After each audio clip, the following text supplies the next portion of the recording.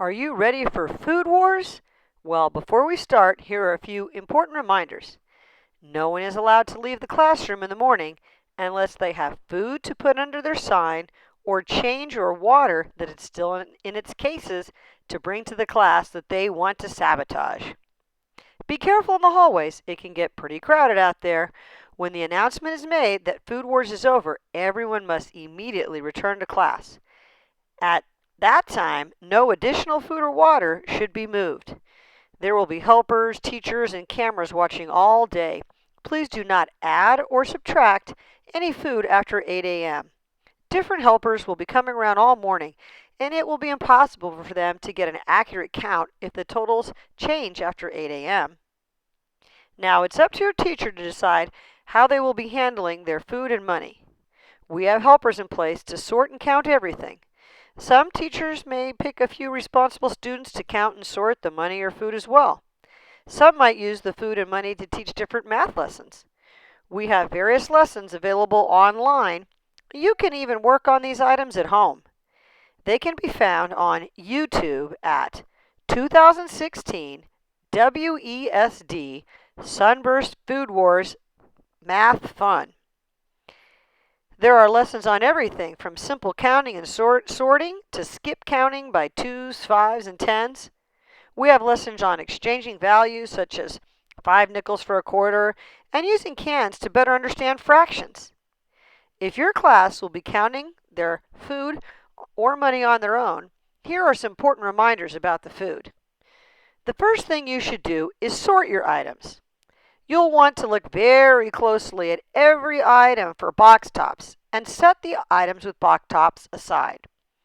Because remember, for every 5 box tops that your class turns in, an additional food item will be added to their food total. And don't forget, there will be a special pizza party for the class that brings in the most box tops throughout Food Wars. All water that you receive will result in a negative number. For example, if you have 25 food items and you receive a case of 24 water bottles, you must subtract that 24 from your total of 25, and you'll be left with only 1 item.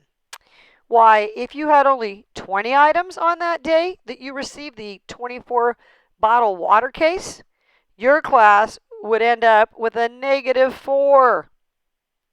Every item that your classmates bring in that is not water will be counted as a positive item. It could be a box of cereal, a mac and cheese, a can of soup. Every item will count as 1 item, and sometimes you might come across things that are really light, small packages. Well, they should be checked for their weight. All items that are sold in stores have a lot of valuable information listed on them. They will have information about the calories, vitamins, the amount of sugar, salt, and fat, and in addition, they'll have the weight on each item. It's usually written as NETWT. That stands for net weight. For small items to count as 1 food item, they must be greater than or equal to 3.1 ounces. Otherwise, it will take small 5 items that are less than or equal to 3 ounces to count as 1 food item. Don't worry, we're not going to get real technical. And if you're not sure, there is almost nothing that weighs 3 ounces or less except for top ramen noodles. And in addition, there will be a team of special helpers that will be double checking all of the work that classes turn in. It would be helpful to the counters if you leave your items sorted by separating any items that you find with box tops and setting them aside. If your teacher decides that your class is going to be involved in counting, it's pretty simple. It just requires you to put the name of the classroom teacher, the date, and the name of the person who did the counting. Then you simply put the total number of items that your class brought in that day and include the number of box tops that were found on those items and the number of water bottles that were given to your class in a sabotage. If any of your classmates bring in box tops that are not attached to an item, they can be placed in the baggie that is labeled box tops that's included in your class Ziploc money bag. If your class is able to help us sort the money as well, there's also a very simple form for that.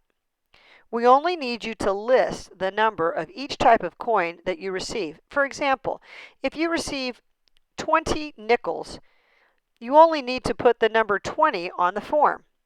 You see, Miss Wilson in the office made an amazing spreadsheet that is going to calculate all of the totals.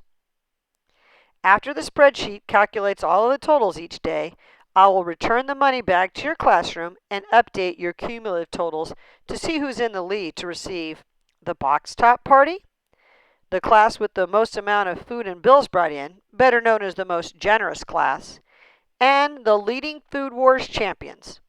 The teachers will also receive an email attachment with the updated spreadsheet every day. That way, if they want to check, they can let their students know who they might want to bomb or sabotage every morning. Any of the forms that your teacher or your classmates complete should be placed in your Ziploc bag of money. Only teachers shall turn in the money with the forms.